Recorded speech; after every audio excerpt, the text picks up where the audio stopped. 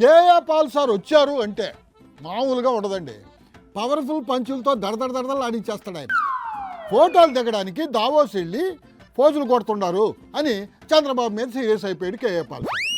ఇప్పుడే ఏమైంది, ముందుంది ముసల పండగ, ఏపీలో జనసేన టీడీపీ బీజేపీ తన్నుకుంటారు అని జోస్యం కూడా చెప్పేస్తుంటారు. రాష్ట్రం సర్వనాశనం అయిపోతుంది అని చెప్పాను, ఇప్పుడు మీరు కళ్ళతో చూస్తున్నారు. అసలు ఇట్లా జరగద్దని మీకు ముందే ఎట్టా తెలిసింది సార్? ఇంకొక 1 year ఆగండి. ఆగదాం. 1 year అయితే ఏం జరగద్ది? చంద్రబాబు పవన్ కళ్యాణ్ ఎన్ని గొడవలు పెట్టుకొని వాళ్ళ గొడవలతోనే రాష్ట్రం నిండిపోతుంది. ఊరుకోండి సార్, వాళ్ళిద్దరూ ఒకరికొకరు కావాల్సిన వాళ్ళు ఎందుకు గొడవ పెట్టుకుంటారు చెప్పండి? చంద్రబాబుకి ఏం కావాలి? ఏం కావాలా? కొడుకుని సీఎం చేయాలి. ఏందా లోకేష్ సార్ సీఎం అయిపోతారు. మరి పవన్ సార్ ఏం కావాలా? పవన్కి ఏం కావాలి? నిందలన్నీ చంద్రబాబు మీద వేసి నేను 2029లో సీఎం అవ్వాలని. లోకేష్ ఉండగా పవన్ సార్ ఎలా సీఎం అవుతారు సార్? దావోస్లో కూడా కాబోయే సీఎం లోకేషే అని ప్రమోట్ కూడా చేసుకున్నారు కదా. దావోస్ లో చంద్రబాబు నాయుడు 10 ఫోటోలు తీసుకొని పోజులు కొట్టి ఏదో పెద్ద డీల్స్ చేస్తున్నట్టు. ఏం మాట్లాడుతున్నారు సార్ మీరు? ఆయన ఫోటోల కోసం వెళ్ళాడా?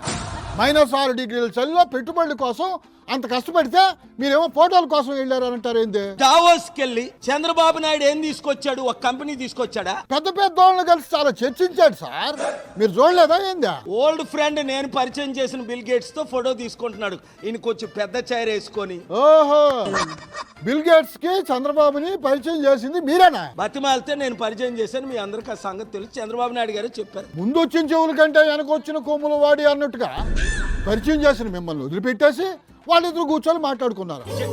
ఏంది సార్ ఈ దారుణం? చంద్రబాబు నాయుడు పవన్ కళ్యాణ్ ఇప్పుడు ముఖ్యమంత్రి 8 నెలలు అయింది. 1,20,000 కోట్ల అప్పు. 8 నెలల్లో 1,20,000 కోట్ల అప్ప.